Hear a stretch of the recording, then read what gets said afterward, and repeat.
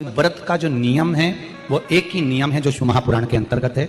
सुबह पूजा की थाली लगाई है। 5 व्रतों का विधान है, छठा व्रत का विधान नहीं। कितने व्रत? 5। सुबह पूजन की थाली लगाई है, पूजा की थाली अभिषेक का सामान सब लेकर आप मंदिर में जाइए। शिव मंदिर में जाकर बाबा का जल अभिषेक पूजन करिए जिस हिसाब से आप करते आए हो। पूजन की थाली में सामान उतना रखना जो शाम को भी आपके साथ चला जाए, अलग से नहीं रखना पड़े।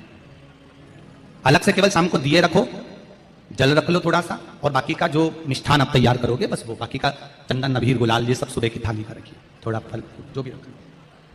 सुबह पूजन करो, बाबा का निवेदन करो, घर आ जाओ, थाली को ढक कर रख दीजिए।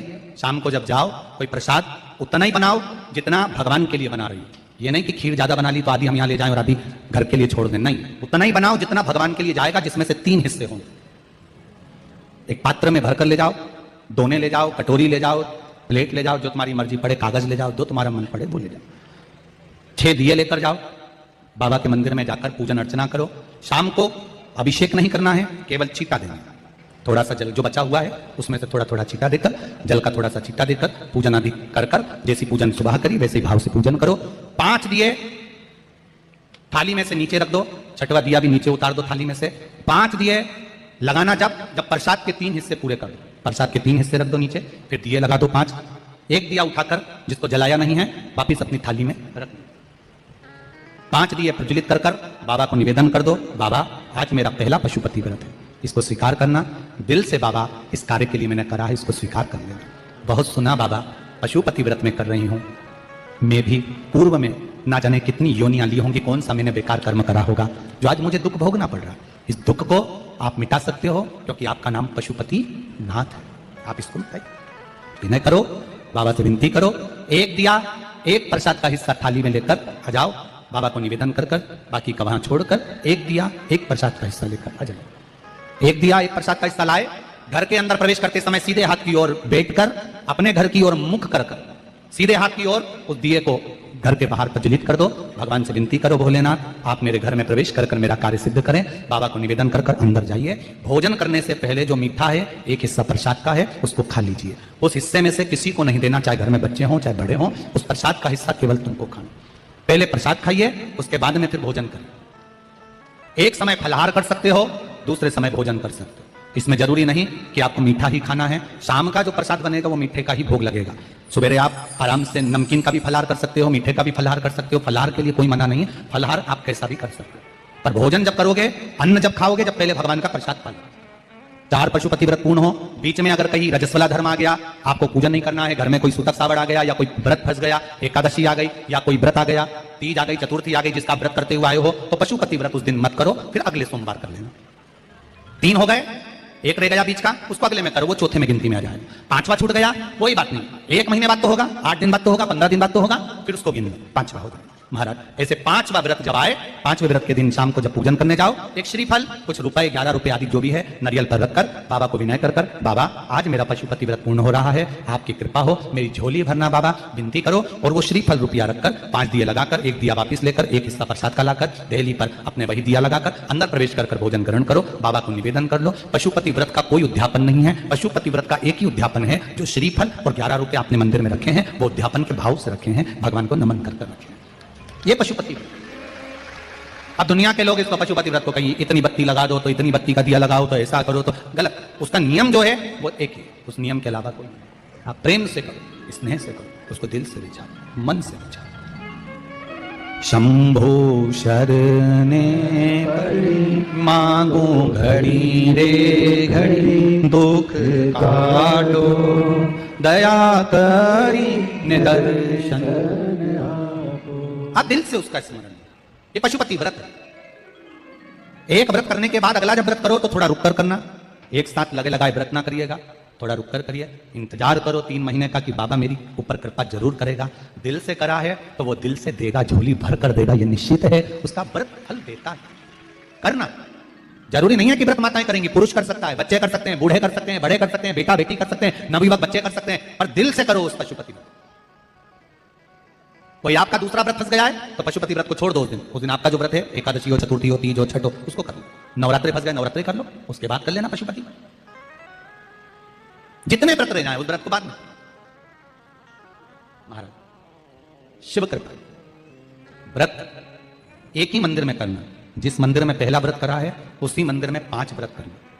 ये नहीं कि हम मायके में 2 व्रत करके आ गए और तीसरा व्रत हमने ससुराल में कर लिया। नहीं, 2 व्रत करके मायके से आ गई हो तो 3 व्रत भी मायके जाके ही करना। अगली बार ऐसे जाना कि सोमवार बीच में फंस जाए और तुम 1 व्रत करके आ जाओ। क्या आप भी अपने फेस के दाग ऐसे ही पाउडर और कंसीलर से छुपाते हैं? मायके में अगर व्रत कर रही हो तो अपनी पूजन का सामान अपने ही रुपए का होना चाहिए, मायके के पैसे का नहीं चाहिए। कुंवारी होती और तुम मायके के सामान से पूजन करती, अगर कुंवारी होती तो तुम्हारा वो पूजन लगता, पर विवाह होने के बाद, गोत्र बदलने के बाद आप अपना पूजन का धन अपना खर्च करें। हम तो यहां तक कहते हैं मंदिर में भी अगर लोटा भरा हुआ रखा है, मंदिर में बाल्टी भरी रखी है, आप पहले अपना कुछ रुपया दान पेटी में डालकर फिर आप उस लोटे का प्रयोग करें।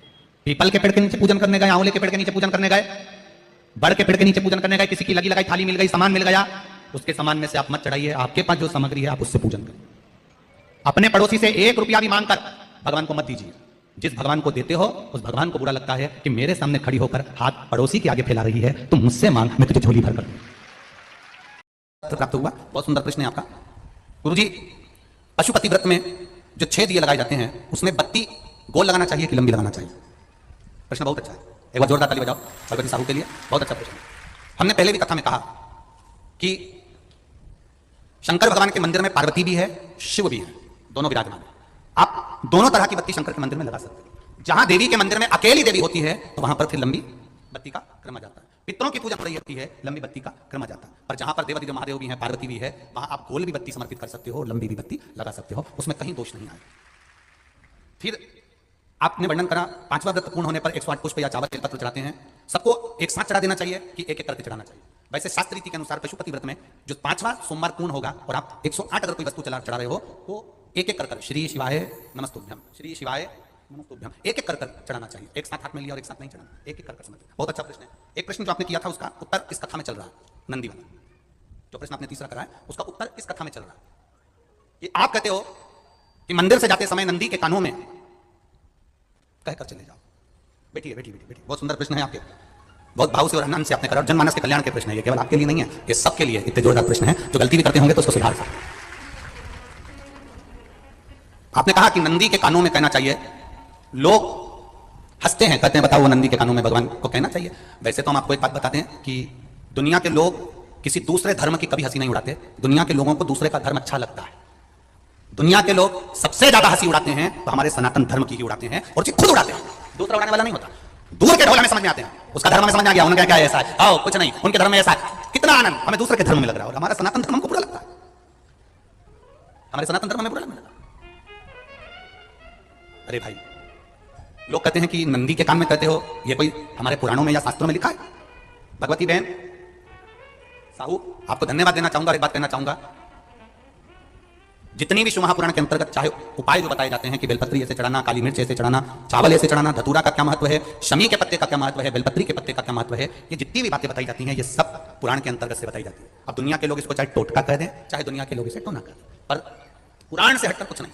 और आप लोगों को अगर बोला है कि नंदी के कान में कहकर भगवान शंकर के मन में बात पहुंचे, तो ये क्यों कहा? तो ये भी हमारी शिव महापुराण में लिखा है, जलंधर के चरित्र में। कोई आपसे कहे कि नंदी के कान में बोलने से क्या होता है, ये जलंधर का चरित्र कह रहा है।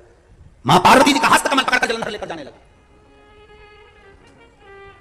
वृंदा का पति लेकर जा रहा है। वृंदा तो भगवान की भक्ति में लीन रहती थी, उसको तो जलंधर को सबसे ज्यादा तकलीफ थी नारायण से, पर शिव के पास आ गया क्योंकि ईर्ष्या प्रवृत्ति। अभी कथा में कहा कोई कोई ऐसा होता है जिसको तुमसे देर नहीं होता तो भी अंदर से ईर्ष्या जाग जाती है। कोई कोई ऐसा होगा जिसको अंदर से ईर्ष्या जागती है, अपने आप अंदर से ईर्ष्या जागती है, उसका कोई बेर नहीं, और ईर्ष्या जागती है, भीतर से ईर्ष्या जागती है। ना आप उससे मिले हो, ना कभी वो आप उसके सामने बैठे हो।